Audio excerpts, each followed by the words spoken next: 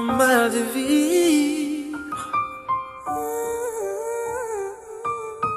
attiré par le vide, attiré par le vide, adolescente en mal de vivre.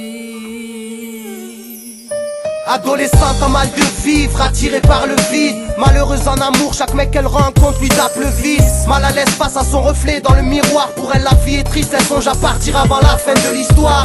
Écorchée vive, 16 piges, le cœur balafré. Un cas sur lequel les psychologues se prennent pas la tête. La tristesse pour force de caractère.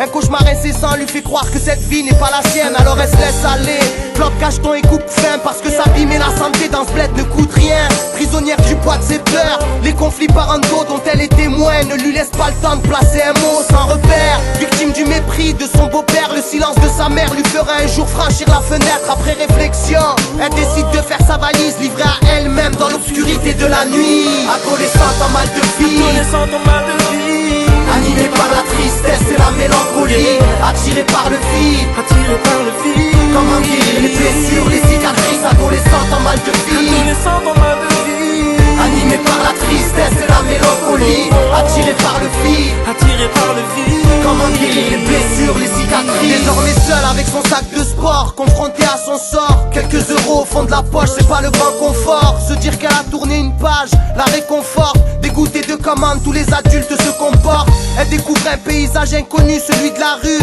Les démons de minuit ne sont que des anges déchus. Assise dans un square, un jeune homme vient l'aborder, lui offrant une clope en guise d'hospitalité. Lui aussi frappé par la cruauté de la vie, orphelin dès son plus jeune âge, le regard avide. Un climat de confiance et la discussion s'élargit. Les problèmes sont les mêmes, que l'on soit pauvre ou riche. C'est sur des malheurs que cette relation s'établit. Il a convaincu petit à petit de ne plus faillir. Faut-il souffrir pour enfin s'épanouir, en espérant qu'elle ne regrette pas de s'être confiée à lui. Adolescente en mal de vie, Adolescente en mal de vie, animée par la tristesse et la mélancolie, attirée par le vide, attiré par le vide. comment guérir les blessures, les cicatrices. Adolescente en mal de vie, Adolescente en mal de vie, animée par la tristesse et la mélancolie, attirée par le vide, attiré par le vide. comment guérir les blessures, les cicatrices. Les esprits libres ont besoin d'amour pour trouver l'équilibre. Le cap de l'adolescence est pénible, surtout quand l'adulte est sourd. Aucun problème ne se résout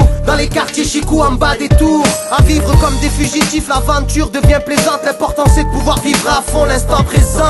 Mais comme toute histoire, celle-ci a une fin. Un beau matin, une perquisition dans l'appart du jeune homme en vain. Un avis de recherche fut déposé par les parents de la petite. Une brise d'enfer après le paradis.